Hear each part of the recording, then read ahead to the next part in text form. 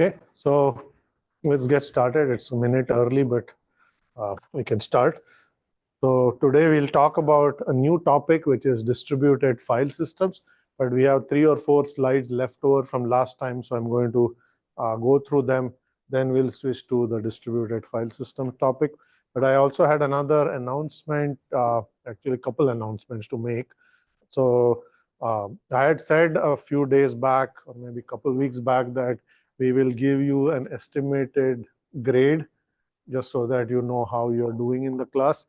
So I think maybe later today we will give you a estimated letter grade. That letter grade is based on whatever has happened so far. About a third of the grade is still up for grabs because the final exam and lab 3 still a substantive part of the overall letter grade. So this is just an estimate, right? If you do better in the remaining things, your grade might actually improve, or if for any reason you do less good than you have, it may actually drop, but it should give you some notion of where you are. Okay, so just take a look. If you have any questions about your performance or anything like that, come talk to us. All right, so we'll hand it out later today. Is that the plan? Okay. All right, so it should come out later today. That's the first announcement. Second announcement is we will have a final homework next week. There's no homework this week, okay?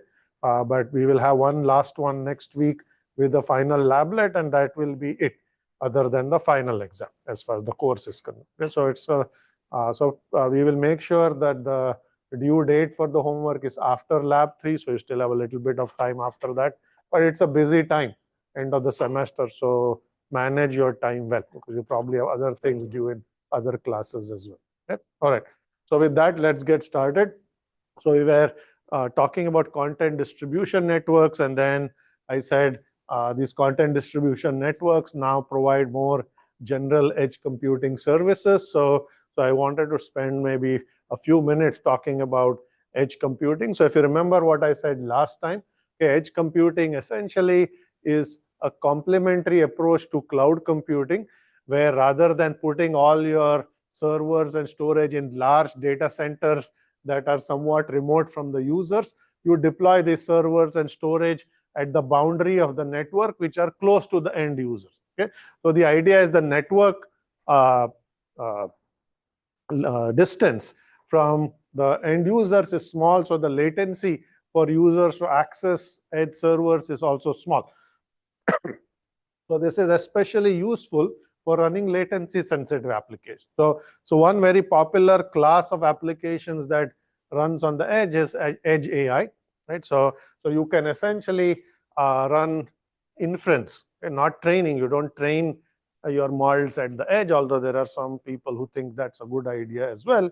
But you can certainly take trained model, deploy it at the edge, and provide what is called edge AI inference, where you can have requests coming in from users, or it could be from devices, and then you can essentially perform low latency inference and send results, right? So many examples. One is like home security cameras that are essentially streaming video feeds 24/7. Typically, they go to the cloud and get processed, but now there are approaches where you can just send them to a nearby edge server. It can run whatever detection, object detection that needs to be performed on the security cameras, and then send back results. Okay? Low latency offload is another important use case. So when you have scenarios like autonomous vehicles or robots that are now autonomously going around in the environment, you essentially may not have all of the compute resources on these vehicles or on robots to perform all the processing.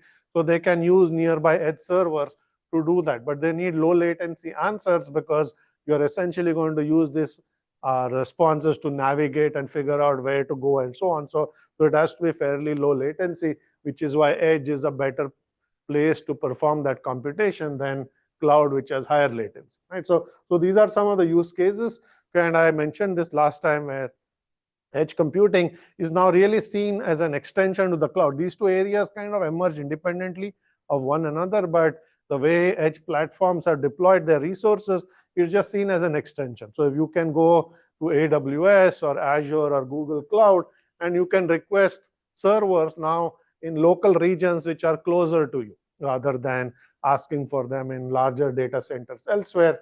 You can also request caching services from cloud providers where they're deployed lots of these caches. You can also perform things like low serverless computing, where you have functions that are executing on the edge. All kinds of use cases where cloud applications benefit from being deployed on servers at the edge of the network rather than on other systems. Okay. The other use case where this has become popular is mobile edge computing, where your mobile devices that are resource constrained, they don't have enough processing capacity, maybe they don't have powerful GPUs or what have you, and these devices can also offload to nearby machines. Augmented reality, virtual reality, mixed reality, okay, AR, VR, as it's called, that's a very popular use case where you have a headset, you are performing some interactive action, but your headset may not have onboard processing capability to do something that requires some amount of computation. So you might offload them to nearby edge GPUs. Right? So maybe it's connected to your local machine or an edge server that can perform all of the computation and send back the results, which are then displayed to you on the headset. Okay? So that's a popular use case for what is called mobile edge computing. There are many such use cases, okay, as well. Okay, but the one last thing I want to say is mobile devices have also become more powerful now. So if you have a smartphone, has quite a bit of heft in it. It has several cores of CPU. It has a small GPU. It might have a neural accelerator, which allows you to perform small amounts of local ML computation. So some of these devices don't require edge processing because they can now perform processing locally, but there are many applications that still do. Okay? In those cases, you might still need to use edge resources to offload your computations and so. Okay? Cellular providers are making good use of these edge resources because there are cell towers everywhere. Okay? So next to cell towers, you can essentially put some servers. So when your phone is actually trying to offload computation and it's already connected to cell tower, it can offload its computation on servers that are fairly close to it. Right? So that's another use case where phone companies are trying to provide edge computing services as well, in addition to cloud computing companies. Right? So many different use cases, many different types of providers. But let me show you some examples of hardware where you can actually perform all of these edge computing, but use special purpose hardware to essentially get capabilities that would require big servers. So normally, when you do things like machine learning computations, you go to the cloud where there are big servers, big GPUs, so you can perform all of these computations on these bigger servers. But over the past several years, there has been a steady evolution of special purpose hardware that is designed to accelerate very specific tasks. These hardware is referred to as accelerators. You've taken a course on computer architecture, you might have seen this type of devices. So there are many, many of these that have come out. There are some pictures here that are shown. So that's an example of a Google accelerator. It's called an edge TPU. TPU stands for Tensor Processing Unit. There's one that came out of Intel, which was called a VPU, Vision Processing Unit, that was designed to accelerate vision type applications. Here's a small GPU from NVIDIA. It's called a Jetson GPU. Costs about $200. It's a small GPU, but quite capable. It can do some local inference tasks without having to look at other cloud services and so on. And then that's the Apple neural chip called a neural engine. Is there in every phone and tablet that you can buy these days, and it can accelerate all kinds of mostly simple machine learning computation. Right? So you put all of these devices either on, accelerators, either on end devices, but you can also put them on edge servers. You also put them on cloud servers. Right? So all of these devices and servers are getting special hardware capabilities that allow them to take certain types of tasks. In this case, I'm showing you machine learning as the canonical example, but there doesn't have to be ML. It could be graphics, it could be other kinds of tasks, and accelerate those tasks. Right? So you don't need to use general purpose CPU to perform this computation, which is how things have been for a very long time. You can use these types of hardware to accelerate many types of computation. Okay? That allows us to do all kinds of interesting new ways of performing distributed computation. So here are 3 pictures that show you how IoT devices, and IoT stands for Internet of Things. These are sensing devices or devices that you can buy for a variety of tasks, including health tracking, like Fitbit-like devices that you wear, or cameras that you can put in homes, or many other kinds of devices. Okay, so there are 3 ways you can actually deploy this in a distributed computing system. So the assumption is these devices are resource poor. Okay? They're cheap devices. They don't have powerful CPUs or GPUs to perform computation. They can perform some sensing tasks. They can do some very limited amount of processing, but not a whole lot. Okay? So for a long time, the approach was essentially cloud-based offload, where you have an IoT device. It collects some data, sends that data to the cloud. All the processing happens in the cloud. If there are any results to be sent back, they're sent back to the device. Or often the results or notification is sent to the user. Okay? So this is called cloud offload, where here's a resource-constrained device that is using cloud resources to offload its data processing tasks. Okay? Here is our edge computing paradigm, where you have an edge server sitting between the cloud and the IoT device. In this case, the IoT device can offload to the edge, okay, and then perform all of its processing to the edge. Okay? Some of those results might be sent to the cloud, okay, but not necessarily you can do all of the processing at the edge. But often, maybe some things are sent to the cloud while other data is processed at the edge. Okay? That's a 3-tier architecture. This is a 2-tier architecture, okay, for processing IoT data. Okay? IoT device plus cloud. This is a 3-tier architecture. Okay? This third picture is showing what I was talking about, where all of those 3 tiers have been augmented with specialized hardware accelerator. Right? So here you might have an IoT device with an accelerator. You might have edge nodes with local GPUs, or you can have VPUs and TPUs. And of course, you still have cloud servers with powerful GPUs. Okay? So that's the world we are living in today, okay? Where all of these tiers have both general purpose compute but also special purpose compute. Okay? So there's an interesting question from a distributed system standpoint as to now where do you perform what types of computation. Okay? Your device is more capable because it has a local accelerator on it. It could be a phone with a neural engine. Okay? It could be a camera with an onboard chip to actually perform face detection. So you don't even have to send your data elsewhere. So you can perform more computations locally. Okay? But if you send your data to the edge, it also has accelerators. So perhaps you can do more sophisticated computations than was possible before at the edge, okay?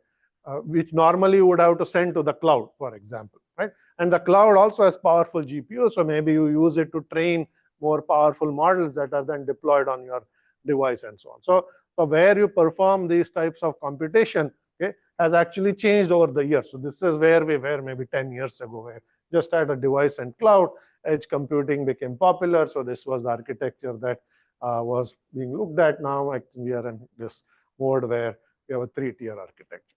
Okay? So I'm going to stop there, but see if there are any questions before we switch to the topic of today's class, which is distributed file system. Any questions on this? Okay, so let's move on to the next topic. So this is a new chapter, okay, in the course and also from the book. So this is distributed file system. So today we're going to be taking us 2 or 3 lectures. Today we'll start with the basics. Okay? I'll give you a quick introduction to what are file systems. We'll talk about distributed file systems, and we'll spend much of the class talking about a specific one, which is NFS, okay? Network file system. It's a popular file system used in the Unix world. So we'll start with that. Next time, we are going to go into more advanced versions of distributed file systems, which will be CODA, XFS, block structured file system, HDFS. We'll look at Google file system, several others that are actually more modern versions of this distributed file system. Okay, so start with the basics today. Yeah, so just as some definitions, what is a file? Okay? Essentially, a file is a abstraction that your operating system provides you, which makes it easy for you to store your data. Right? So the more technical definition of a file is it's a named collection of logically related data. What that means is a file has a name that a user can assign to it, which helps you remember where you kept all of your information, because you give it a name that you can then go and look at, and that the file itself is a container of data. This is why it's called logically related data, and that's the information you actually store in the file. Okay?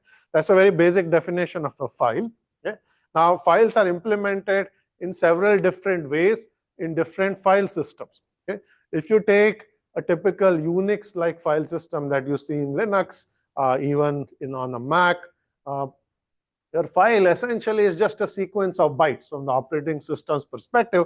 Each file has some collection of bytes. Okay, so it's a sequence. It does not interpret what those bytes are. Okay?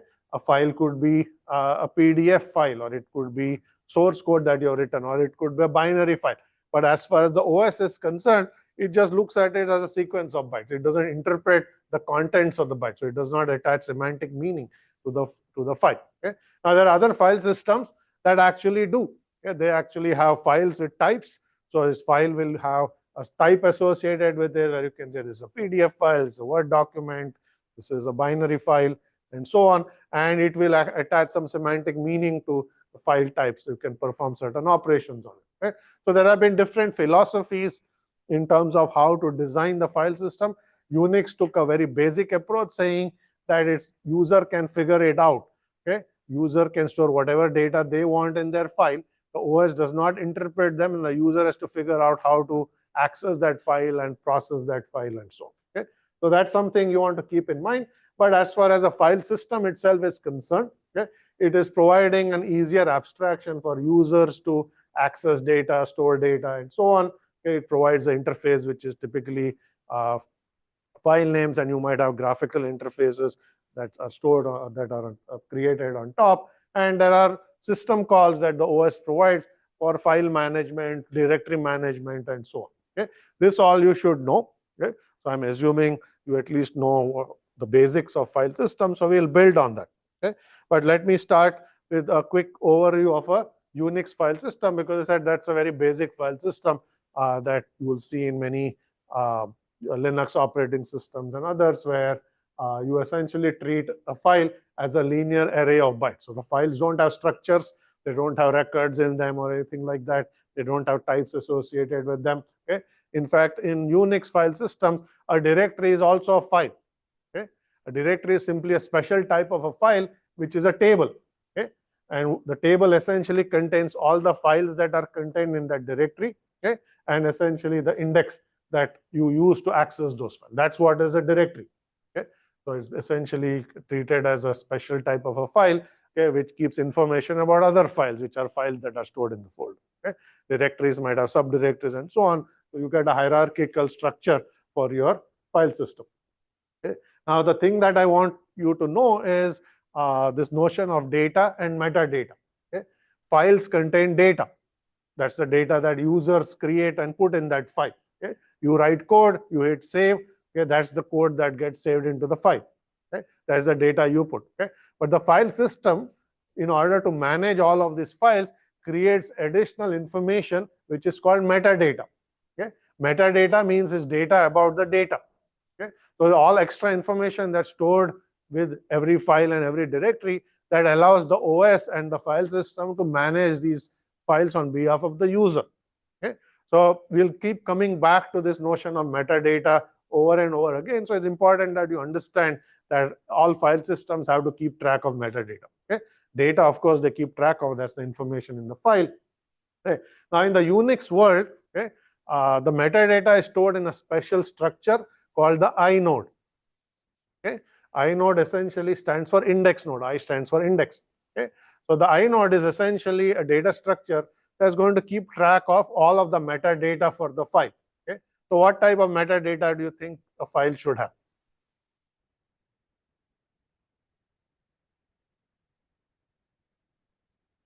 size of the file. First, it should have a file name, right? The name of the file is itself metadata. That's not stored in the file. That's stored externally as metadata. So it has a file name. It has a file size. That's how many bytes are in the file. It has a timestamp, right? That's the last time you modified the file.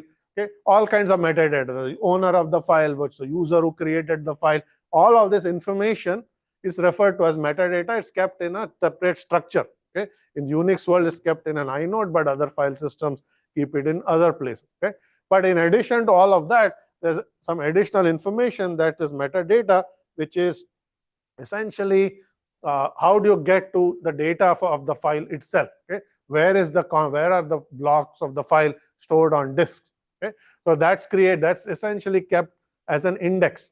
Okay, so if you want to say where is the first block of the file, okay, you essentially go to the inode, you look up its index, and it will point you to the first block of the file. And because the files are not going to be stored contiguously on disk, okay, different chunks of the file will be placed on different parts on the disk. So you have to keep track of where they are.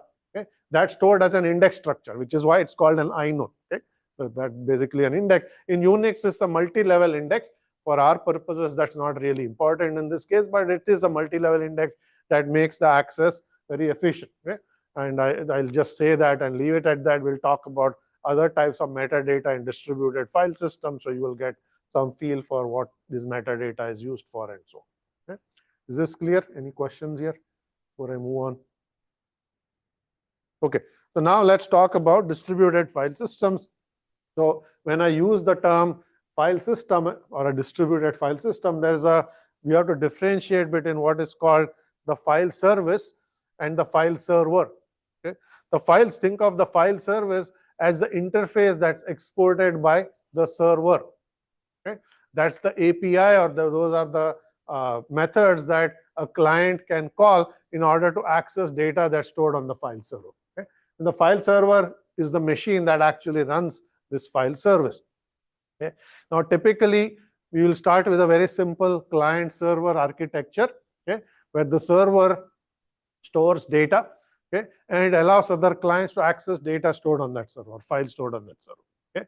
So then the question is, what is the interface that your file system will expose that will allow clients to actually request data? Okay. We'll see in case of NFS, it's an RPC interface. Okay. But there will be other systems that will use other types of interfaces. Okay, so we'll talk about NFS in just a moment, but the service in case of NFS is essentially the RPC interface that is exporting. The machine where the server keeps its data and exports this interface is called the file server. Okay, so let me now explain a little more details about how the file service can work. So there are two different ways a typical distributed file system is going to implement its file service. Okay? The first picture here is referred to as the remote access model. Okay? The second picture here, okay, is called the upload-download model. Okay? Let me explain the difference between the two. The remote access model is what you should implicitly have in your mind. Okay? The file server is going to store files. Okay? It will make these files accessible to the client. The client wants to access a file on the server, it's going to make a request. Okay? The file server will process the request and send back the response, which is give me this file, or give me the first 10 bytes of the file, or write something to this file. That's the request you send. The file server implements that interface, it executes the request, sends back a response. Okay? So that's called the remote access model, where all access to contents are remote, and you are sending requests to a remote machine which will execute those requests and send back responses. Okay, so that's a very simple way to implement any client-server application, and distributed file systems are also a client-server application. Okay? The second one is going to work differently. It's called the upload-download model. In this case, the client wants to access a file. Okay? It sends a request to the server. So what happens in this case is server will send a copy of the file over to the client. Okay? So there's a copy now sitting at the client. Okay? All subsequent accesses to the file are going to be local to that copy. Because essentially you downloaded the file, you are working on it locally, and then once you close the file, you'll send the file back to the server. Okay? You'll upload it back. Okay? This is called the upload-download model. Okay? So as you can imagine, there are some differences between the two approaches. in terms of how they work, efficiency, and so on. Okay. So in the upload-download model, as you can imagine, once you get the file, all accesses are local. So all the reads and writes subsequent to the first access are going to be fast because they're all local reads and writes. Okay. In the remote access model, every read and write is an RPC call to the server because the file always stays at the server. You're sending all your requests, just getting responses. Is that clear? Right. So there's going to be RPC calls going back and forth. So network RPC calls will be more expensive in terms of latency than local reads and writes in the upload-download model. So you will essentially see that in terms of performance. Okay. Now there are other issues here in terms of the server. Not the server. In the remote access model, the server has to be keeping some state as to which files are open and so on. Okay. In the upload-download model, you can implement this in a stateless manner, although modern versions of this still have to keep state of which files have been downloaded by which client if you want to implement consistency and so on, because you might have multiple clients that are working on the same file. If they all have copies and they are trying to write to it, then you have to implement consistency in some way. Okay? We'll get to consistency in a few slides when we talk about NFS. But these are the two models you want to keep in mind. Okay? Many file systems stick with the remote access model, but we'll see that the upload-download model has advantages and used in many cases. Is that clear? Any questions here? Okay. So let me talk a little bit about stateful and stateless servers, and then we can start talking about NFS. Okay. If you design your distributed file system to be stateless, what that means is the server cannot keep track of any information about clients. It does not have any information about which clients have accessed the server, which clients have opened what file. The server is stateless by definition. Okay. So you have to design your file system in a different way, as we will see when we talk about NFS. Okay. So essentially, no information is kept at the server between client requests. All the information needed to process a request has to be sent with every call because there's no record what the client did previously. Okay. So all the information has to be self-contained. Okay. But because the server is stateless, okay, it's more tolerant to crashes because the server can restart, reboot, okay, but there was no state that was kept, so there is nothing that you lose from a state perspective. Okay. Now, stateful servers are the exact opposite. The server keeps track of which clients are accessing what files. Okay, all that is state information, right? What files are currently open, which clients have them open, and so on. Okay. This basically makes it, from a request perspective, a little more efficient because once you have state information, you don't have to send all the information all over again every time you make a request to the server. There is somewhat better performance. Okay. And we'll get to idempotency and see why that's easier. Okay. Let's not worry about that right now. And we'll see that if you have stateful servers, consistency maintenance is easier because you know precisely which clients have opened what file. If the file is changed at the server, you can send notification, just as we talked about last time in the web case where the server was sending notifications to the proxies. Here, the servers have to send notifications to clients if they have cached some data saying the file has changed. Okay. So that becomes easier if you have a stateful server. The server is stateless. It doesn't know which clients have what file, so it can't actually send notification direct. You have to use pull-based approaches in that case. Okay. So that's somewhat abstract. So let's start making all of this more concrete. Okay. So we will do a case study of NFS, and we'll look at all of this in some detail. Okay. Here's the picture. So NFS, first of all, stands for Network File System. Okay, that's an acronym, NFS. It's widely used. Okay, all Linux operating systems, Unix operating system supported, and actually many other flavors of operating systems as well. Here's the picture you want to keep in mind. It's a very standard client-server architecture. Okay, the server has some disk. You can store files on the disk, and the server makes these files accessible to the client. So what NFS allows you to do is access files that are stored on another machine very seamlessly. It just looks like you are accessing local files, okay? But internally, you are actually accessing files stored somewhere else, not on your local machine. Okay? So you should keep that in mind because usually when you have a laptop, all your files are local. Okay? But if you have a network drive, it allows you to access remote file. Not unlike some types of cloud storage that allows you to access files remotely and make it look like their local file. Okay? But let's talk about how NFS does this. Okay?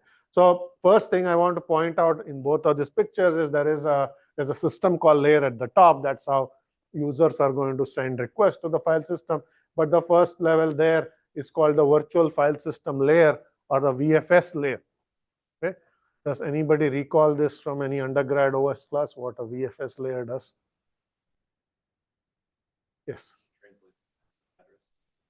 Okay, it does some translation of addresses, but more specifically, you're right, but also translates calls to specific file systems. So what is this virtual file system? As the name virtual file system suggests, it's an abstraction layer.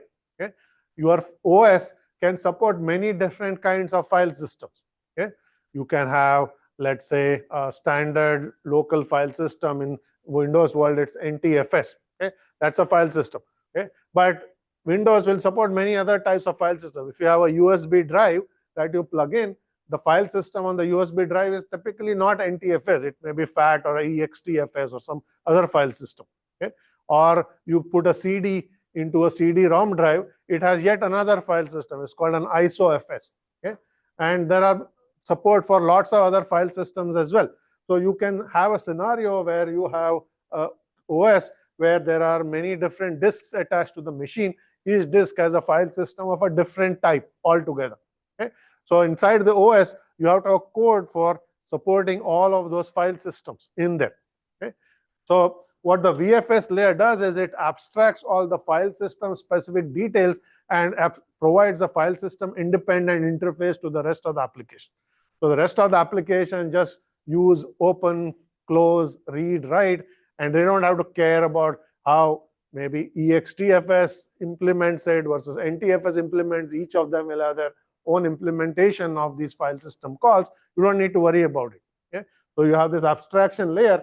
So when read-write requests come here, the virtual file system layer has to do two things. Okay? There's something called a VFS switch, which says what file system does this file belong to.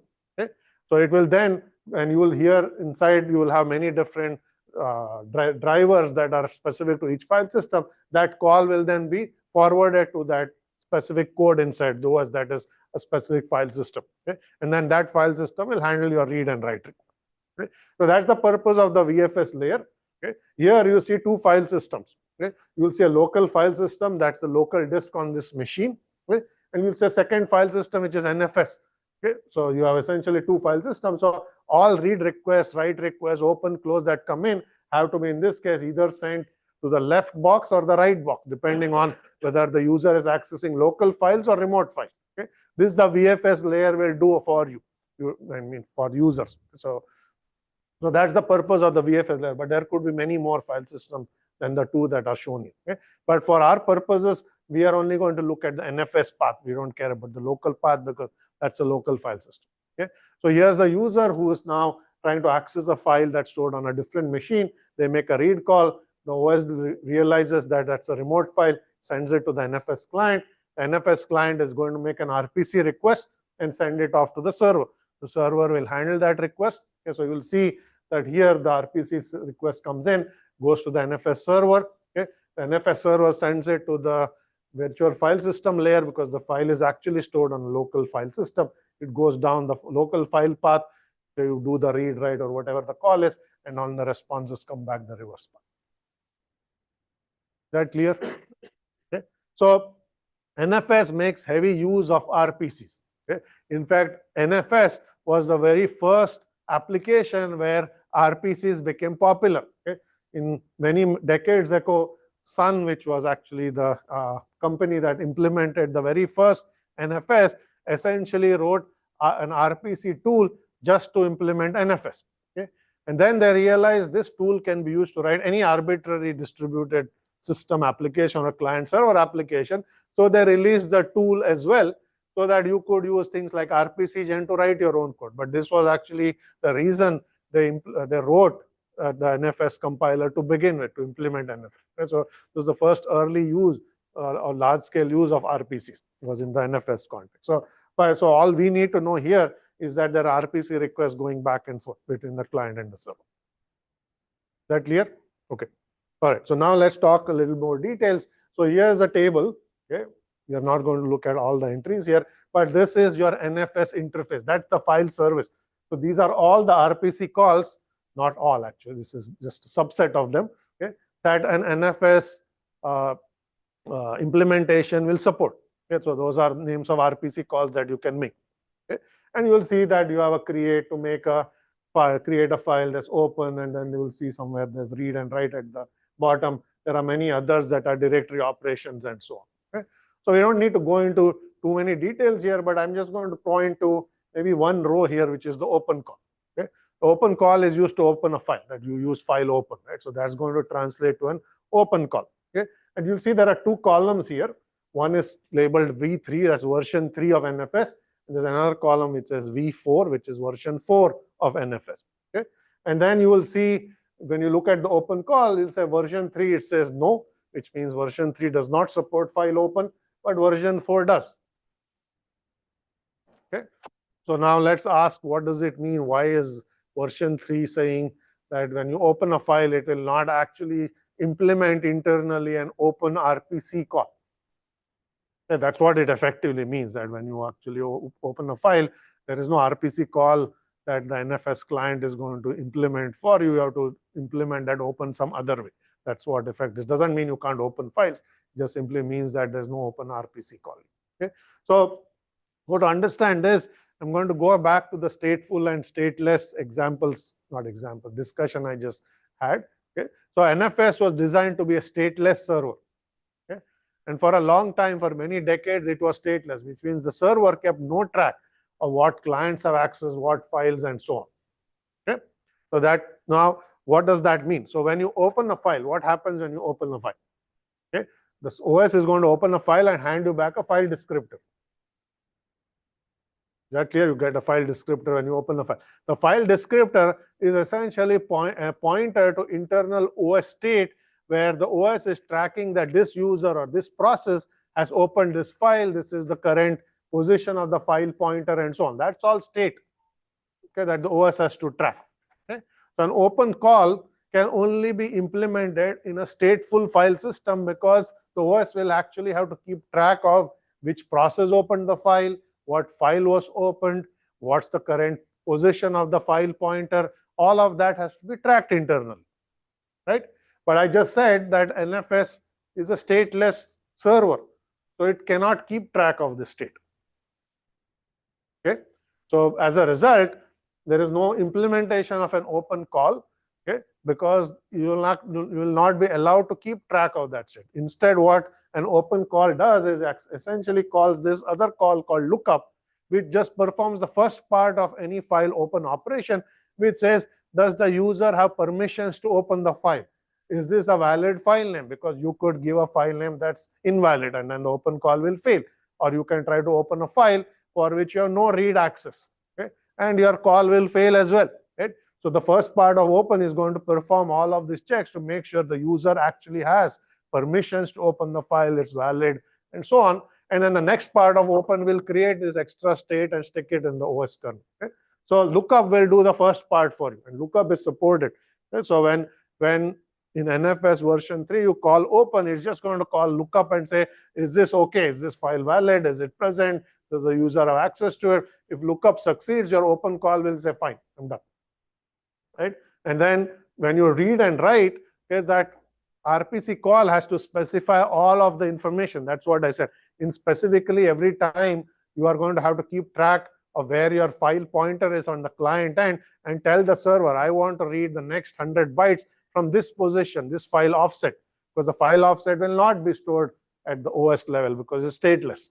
Okay? The client part of NFS has to keep track of it, and every time it makes an RPC call, it has to pass that as an argument. So you will have reads and writes, but they will have to pass strictly more information than if you had a stateful server.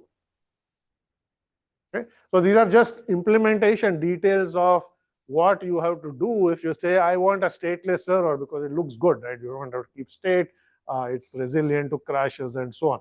But a lot more things have to happen when you implement very simple things like file open operations or other things like reads and writes and so on. Is that clear? Okay. Now, NFS version 4, okay, was the first time they said we need to have a stateful server because there are other issues that you can never deal with, okay, with stateless server. So they made NFS version 4 stateful, and we'll see some things you can do with stateful servers. So you will see that it does support an open call. So it just looks like a normal file system where you can make an open call and the OS will keep track of things for you at the server end and so on. Okay. But for almost 3 decades, version 1, 2, and 3 of NFS were stateless. So they made that design choice and they had to do all this extra work to implement certain operations. Is that clear? Any questions here? Okay. So let's look at some RPC calls that go back and forth. So here you have 2 diagrams. The first one actually talks about version 3, how it works, and the second one is showing you some things that have been implemented in version 4. Okay, so here you essentially have an open call followed by a read. So the user has opened a file and is trying to read some information from a file. Okay, the open essentially is just a lookup in NFS version 3 because there is no open RPC call. I just mentioned that. Okay, so you just do a lookup. You look up the name is valid, you get a success, and the user can read some information from the file. Okay, so you have 2 RPC calls, open and read. Open translates to lookup. Sorry, 2 user operations, open and a read. They become 2 RPC calls, lookup and a read. Okay. In NFS version 3, version 4, you do have an open. Okay, and you have lookups and reads as well. So what the version 4 is going to do is when you try to open a file, it's first going to make a lookup operation.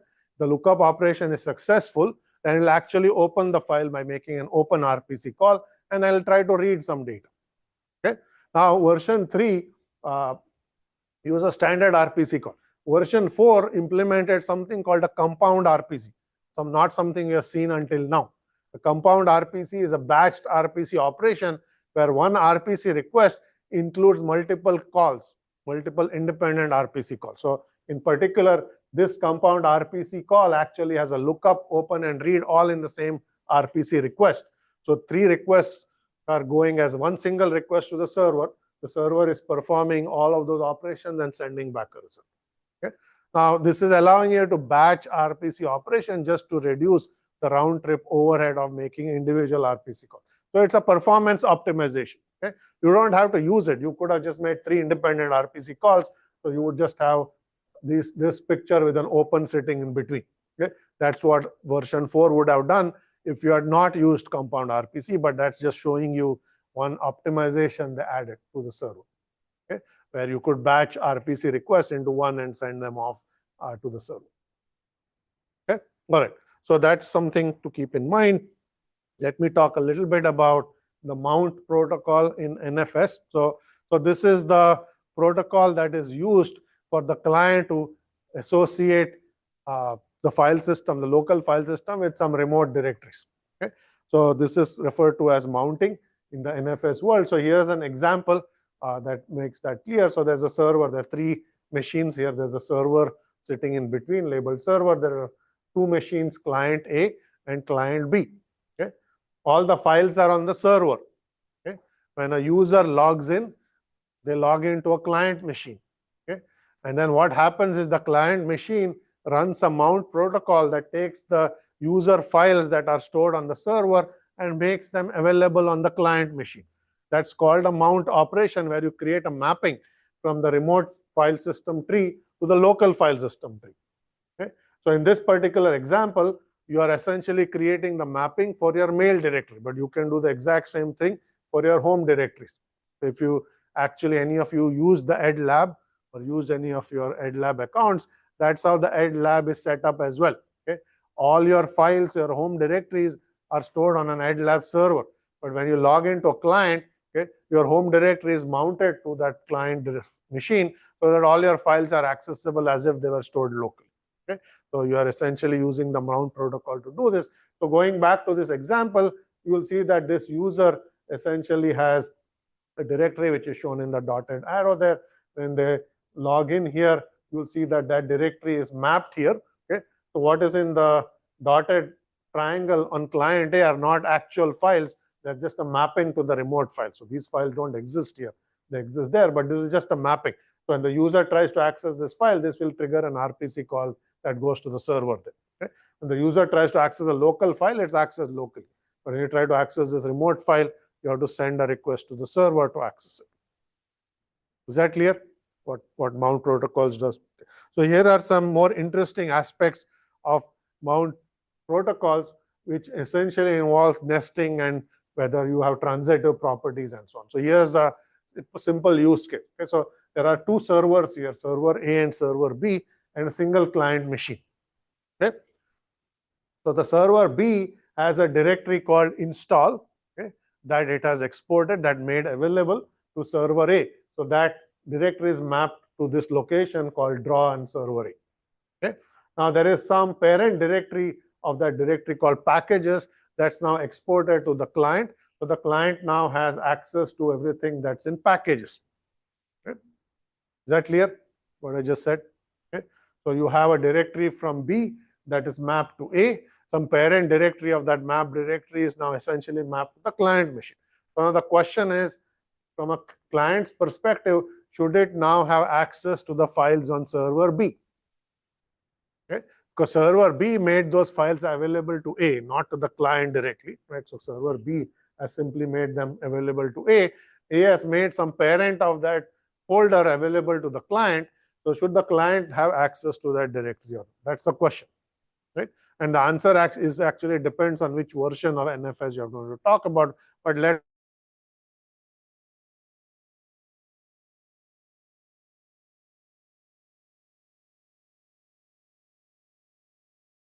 available to C, should C have access to A's files because they're nested within whatever volume was made accessible.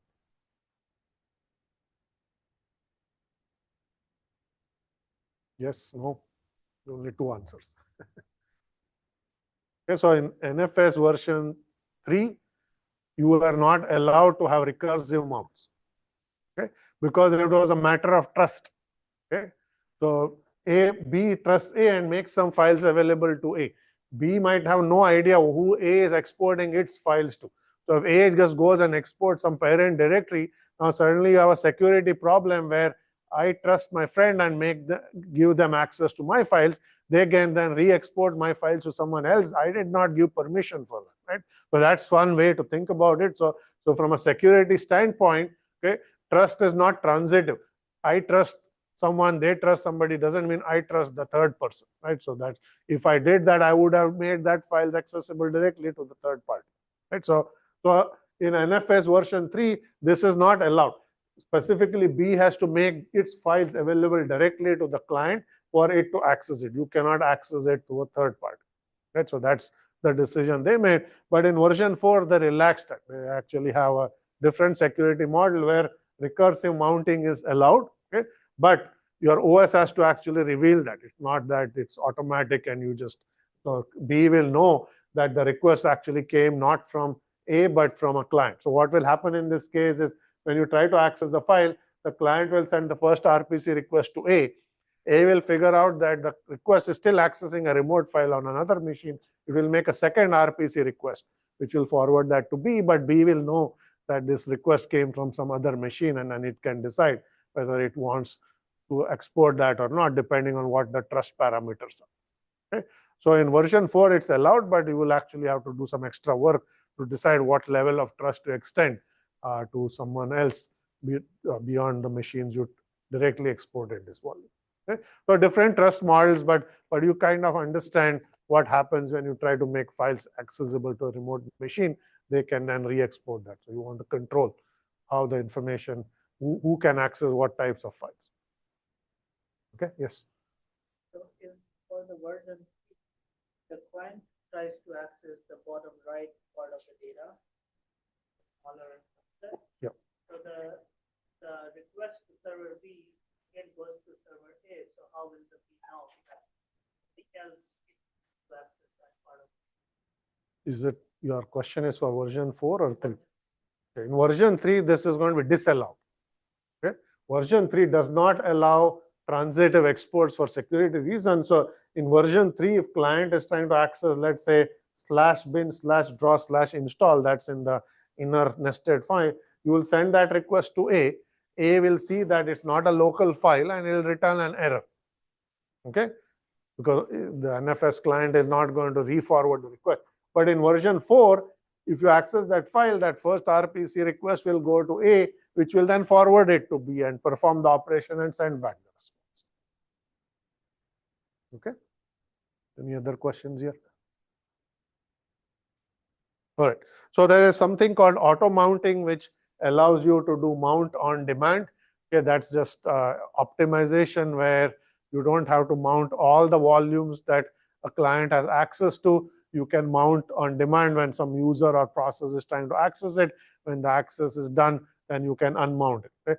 It's a popular way to handle home directories. Okay? So when you try to log in to an EdLab server, for example, your directory is mounted on demand, so you have access to it on that machine. But after you log out, that mapping is removed because you are not accessing those files. Why keep mappings when no one is accessing? Okay? So auto mounting is essential in optimization that allows the mount protocol to be run on demand when clients or users are trying to access files on a server. You establish that mapping on the fly, and then you remove the mapping when no user or process is accessing the file. Okay? But beyond that, it works the same way as a mount protocol that I was talking about. Okay? All right, so now let's look at the interface aspects of NFS in a little more detail.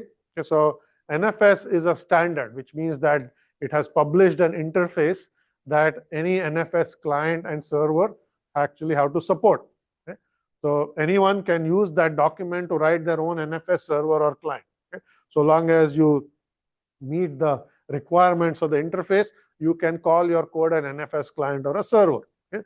So there are two types of interfaces the NFS standard supports, or not supports, specifies. Okay? There's something called mandatory file attributes, and then there's something called optional. What mandatory file attributes say is that any file system that has these features that are called mandatory features can be used in conjunction with the NFS file system. Okay? What you have to realize is NFS is not a real file system. It's simply a layer that's sitting on top of a local file system.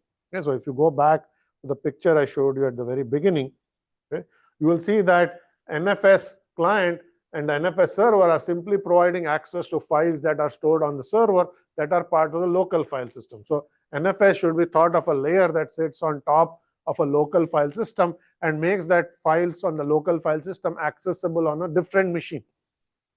Okay? So you can take any local file system that's compatible with NFS, and NFS will make those files accessible elsewhere. Okay? So then the question is, what should the file system support in terms of features for it to be compatible with NFS? Okay? So the NFS specification actually specifies these as mandatory and optional features. Okay? So the mandatory features, as far as the file system go, are very limited, okay, by design, so that NFS is compatible with the broadest array of file system. Okay? So it is compatible. You'll see that NFS clients work with dozens and dozens of different types of file system. And the reason is they don't require much. Okay? So the file system just needs to have a file type, it needs to have a file size, it needs to have a file system ID, and needs to have an indicator to know whether the file has changed or not. So long as your file system supports this 4 features, then file system is compatible with NFS. Okay? And you'll see that these are such basic features. It's not even saying there has to be owner of the file or anything like that, or permissions on the file, all things that you expect in a file system. They are not mandatory features. This allows NFS to work with lots of file systems that may not even have those types of features. Okay? But there are recommended attributes which do have all of that extra information, like owners of the file, file handle, file ID. This is the location, that's the index of the file, access time, modification time. If the file system supports these additional features, it works better with NFS. Okay? But it's not required. Okay? NFS will be compatible with any file system that just supports the very basic mandatory attributes, but it works much better if you have these extra attributes. Okay? So this was done by design to allow NFS to work with all kinds of file systems, and been very successful. You can get NFS clients and server for practically any operating system, for any type of file system. They just work because client and the server don't have to do much for them to work with the local file system, okay, whatever that is on that machine. Okay, so let's talk a little bit now about sharing aspects of the file system, which will get us to consistency. Okay. So the thing that you want to keep in mind when we have NFS is that the consistency that NFS is going to provide to us will be weaker than what you will see in a local file system. Okay. And the way to understand this is through an example. Okay. So I'm going to show you an example of what happens if you're modifying a file on a local file system. And I'll show you that same example of what will happen when you run that using a network file system or NFS. Okay. The example is very simple. Okay. You have a file. Okay. That file has now two characters in it, A and B. Okay. So this file is going to be now accessed by two processes, okay, big A and big B. Maybe I should have used different names, but what they will do is they'll read and write to that file. Okay. In particular, the first process is going to append a character C to the file, so the file contents now become A, B, and C. And the second process is now going to read that file. Okay. The question is, what should happen? If this was a local file, okay, and you have one process that opens the file and appends a character, and then there's a second process that opens that same file and reads it, it will see A, B, and C. That's guaranteed to you by the file system. Whatever some process has written become immediately visible to all other processes, all other local processes. Okay. That is what are called Unix semantics. Okay. Unix semantics says that whenever you write to a file, any subsequent process sees the results of the most recent write. So which means writes are immediately visible. There is no consistency problem here. You make an update, anyone else that accesses the file sees that update. That's it. Okay. Here's what might happen in NFS. Okay. So you have a file server here, same file A and B. Okay. Now two processes are accessing that file, except that they are running on two different client machines. Okay. First process is on client machine 1, second process is on client machine 2. Okay. Process A is going to append C to the file. So the file contents on process A and client machine 1 has become A, B, and C. Okay. Now if the other process tries to read the file, that file read is going to go to the server. Okay.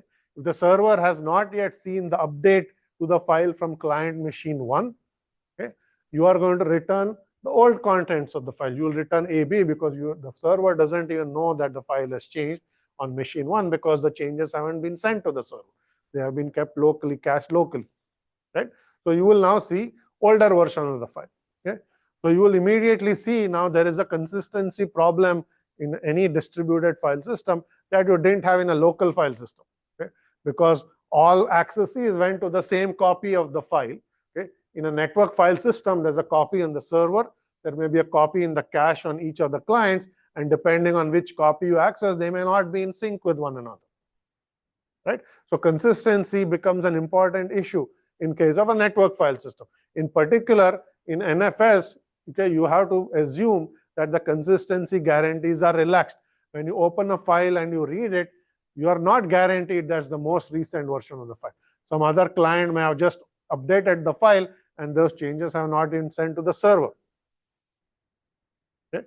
So you have to essentially assume your applications, not you, your applications have to assume the guarantees you get with the local file system, you're not going to get in a network file system because it does not give you any strong consistency guarantee. Okay? So that can cause problems in certain applications, but let's come back to that. So I'm just going to give you 4 different types of guarantees. So Unix semantics is what you expect to see in a local file system.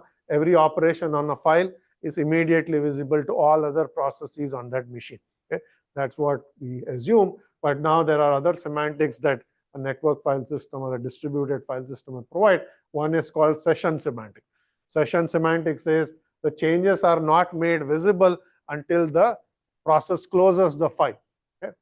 This is almost like a private workspace in the database world.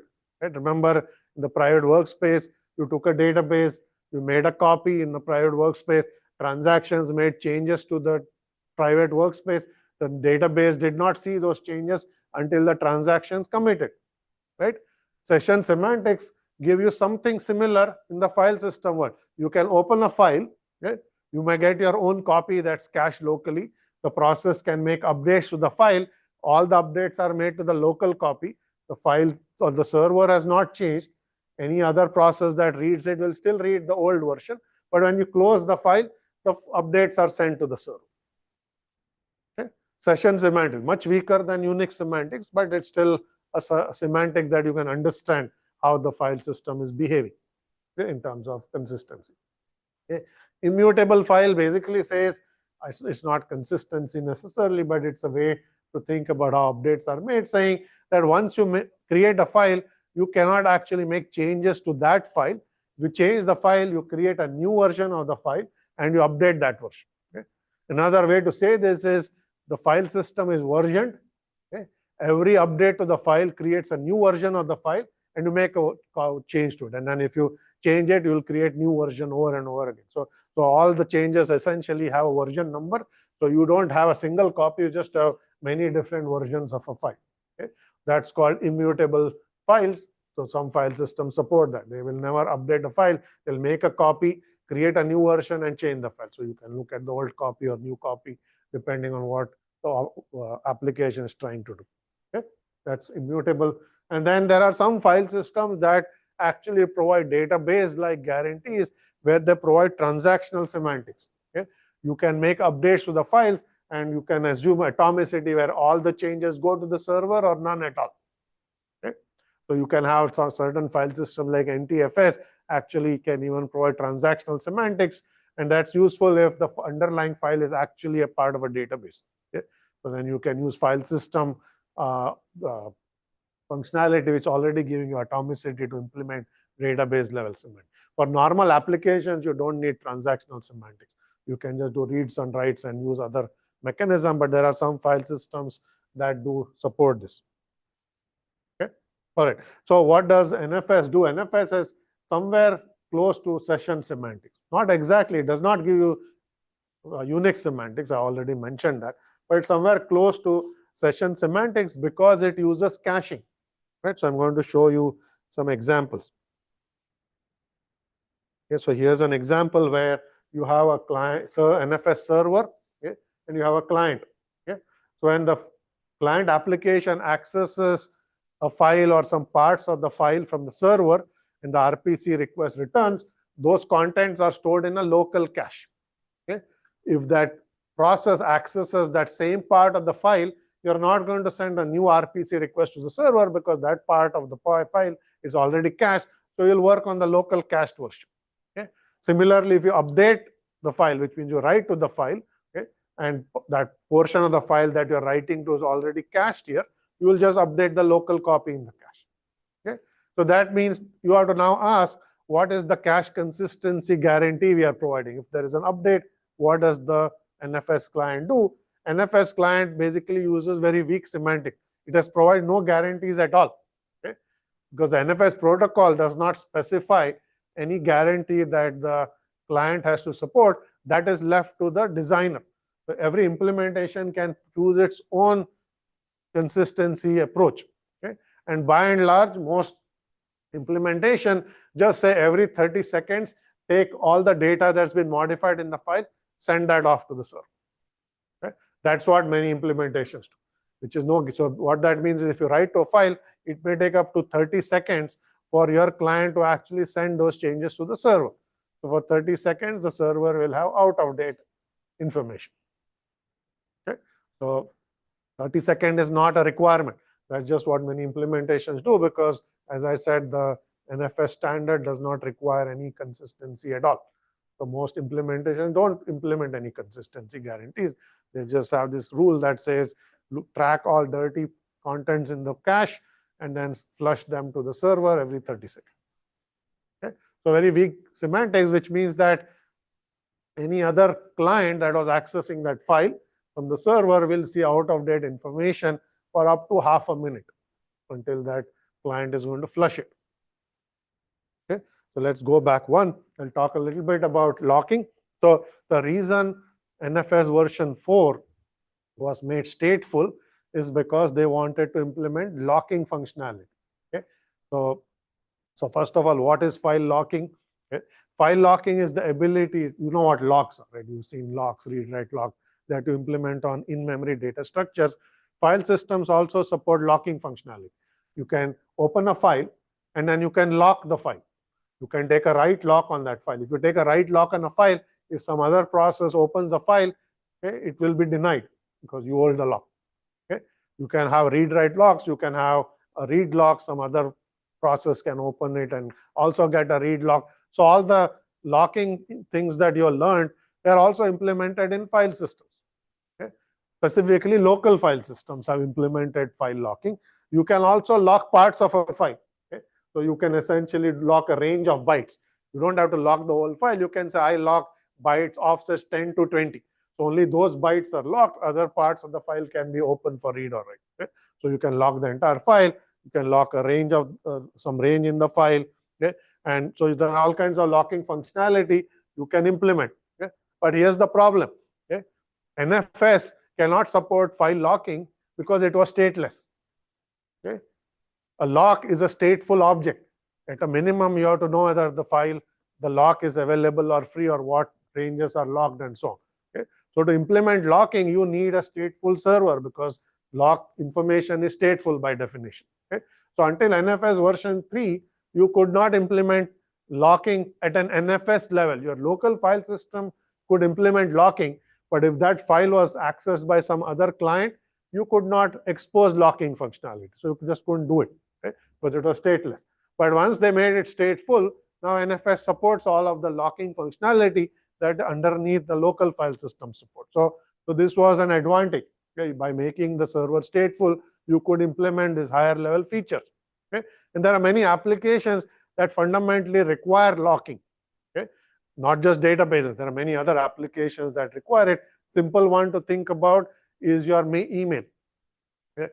So where does your email come? It comes to something called an inbox. Okay? An inbox is essentially a file on the mail server. Okay? But you should ask, why should the inbox be locked? Okay? Because there are multiple processes that are accessing the inbox at the same time. At a minimum, if you're a mail client that's connected to the mail server, your mail client is trying to read your inbox to see if new mail has arrived, right? But there's a mail server where incoming mail is coming in, and then that mail can be delivered to your inbox. So the mail server is writing to your inbox. Your mail client is reading that inbox, and maybe if you delete some email messages, it will update the inbox. It will read and write. Okay?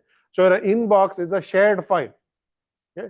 If you didn't have file locking, your mail inbox will immediately get corrupted. If you are trying to access your inbox and some mail comes and your mail client and the mail server try to write to it at the same time, it'll get corrupted. Okay? So you need to have file locking for mail to work properly. Very simple application, but you need file lock. Okay? Now, if you are just operating on a local file system, that's fine.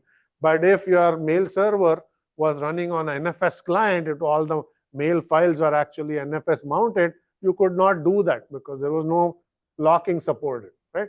So there were many times where users did not know this. They ran the mail server on an NFS client, and the mail files are stored on the server, and they had mail corruption, and somebody's mail actually got deleted by accident because the whole inbox got corrupted. Okay? So to avoid problems like this, eventually they went and added locking, so you didn't have to deal with these types of problems. Okay? So, but that requires you to have a stateful server. This is why after many, many decades, they decided, yes, that stateless part does not work for certain things, specifically file locking, which is important for many applications. Okay? Any questions here? All right, so I talked about caching. I'll talk about delegation, and then maybe we'll talk about a couple more things and end today. So NFS, remember earlier in the lecture, I said there are two models for a distributed file system, remote access model and the upload-download model. Okay?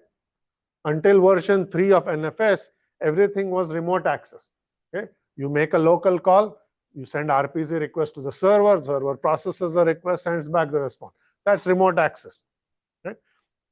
As of version 4, they still support remote access, but they added the upload-download part to NFS as a performance optimization. Yeah?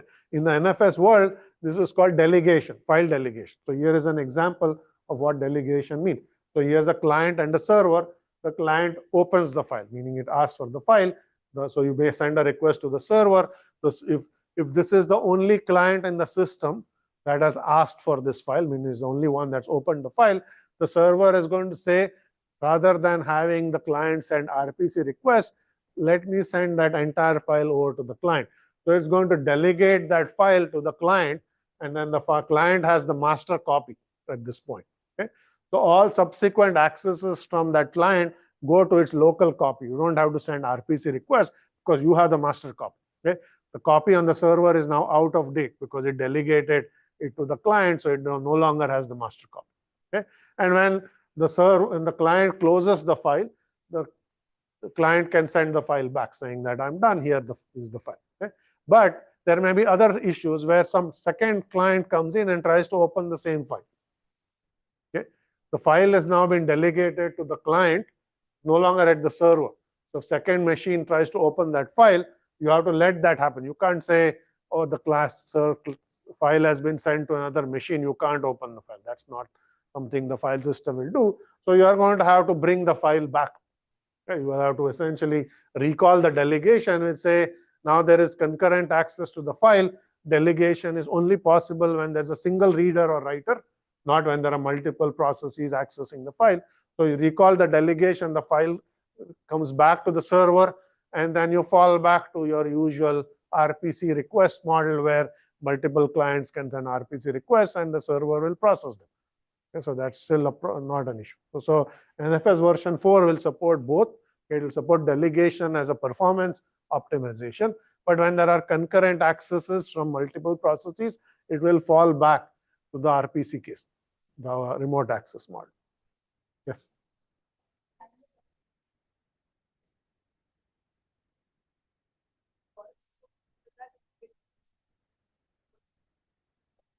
Okay, question is, if the client is updating a file and then the server recalls the file, recalls the delegation, what happens to the update? Right? That's the question, right? So it is fine for the client to perform all outstanding operations, okay, have them finish, and then send the file back. You don't have to cancel a write request that's in progress because your file got delegated. You can let existing calls finish, okay, take that version of the file, move it over, and then all subsequent accesses to that file will have to be sent to the server because there's no local copy anymore. Okay? So you don't have to cancel operations in progress. It's fine for you to wait as the client, to wait until they're finished, then send the file back. Okay? Because it's not like the open request has to finish in some period of time. It will just take longer for the open call to return because the file has to come back to the server. But after that, you're back to your RPC case. Okay? Any other question? Yes.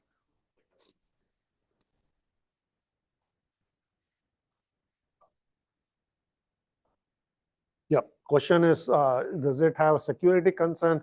Can the file make unsanctioned updates? So the unsanctioned updates is not an issue because if the process has access to the file, it can write whatever it wants, whether the file is at the server or here. Right? So long as you have read and write access to a file as a process, you can open the file and write to it. Whether it's sanctioned or not is not the OS's problem. That's somebody else's problem. So we'll leave that part aside. But there is another problem, which is somewhat of a security problem, saying you delegated a file, it's at the client just crashes. Okay? So now the server does not have access to the latest copy, it can't recall delegation. So that problem is still there. Okay? I mean, the server can say it just reverts back to the old version because that's all it has, and that then you will just essentially discard all the updates that were made to them. So you do have to deal with some problem, not quite security, but crashes and failures. Okay.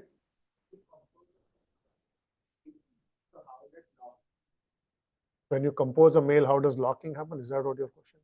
Yeah. Okay. So essentially, when you try to send email, there is no locking problem. So think about how mail works. Okay? All your incoming mail goes to a file called an inbox, which has all the mail that has arrived to you. And the mail client can then open the file and look at all the mail that has arrived. Okay? When you send a mail, it does not touch the inbox. You just compose the mail in the mail client. And when you hit send, it directly goes to the server. And then the server sends it off. you can additionally append that mail to a different folder called the sent mail, which is different from the inbox. Okay? So the sent mail is a separate file from the inbox. So inbox is only incoming mail. Okay? Sending of mail does not go through the inbox because you don't actually append it to the inbox. You might not store it at all, or at most you might store it to a sent mail folder. Okay? So the sent mail folder, you can still take a lock and add to it. That's a different problem. Okay? But the inbox is when you are accessing incoming emails. You do, whenever you open your mail client and you look at all your messages, your mail client has to have opened the inbox.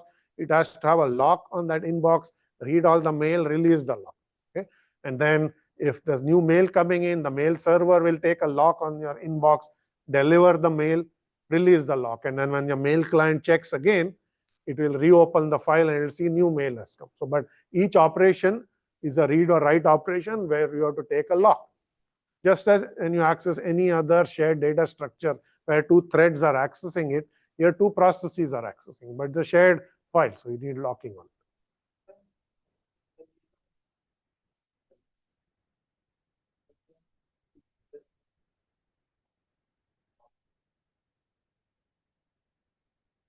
Yeah. So question is, if you open the file and some new mail appears, what has happened, right? So when you open an inbox, the mail client is just displaying the emails that it saw when it opened the file last. Doesn't mean it has to hold the lock the whole time. Okay? What your mail client is doing is it's periodically checking with the server saying, has new mail arrived? When it checks with the server, it grabs a lock. And if there's new mail, then it will reopen the file and fetch the inbox over and display the new mail. But just because you have your mail client open doesn't mean you have a lock on the inbox. It's just showing you what the contents of the inbox were the last time it checked it at the server. Okay? But it will periodically check. Any other questions here? Okay, so let's stop here. We ran out of time. We'll continue next time.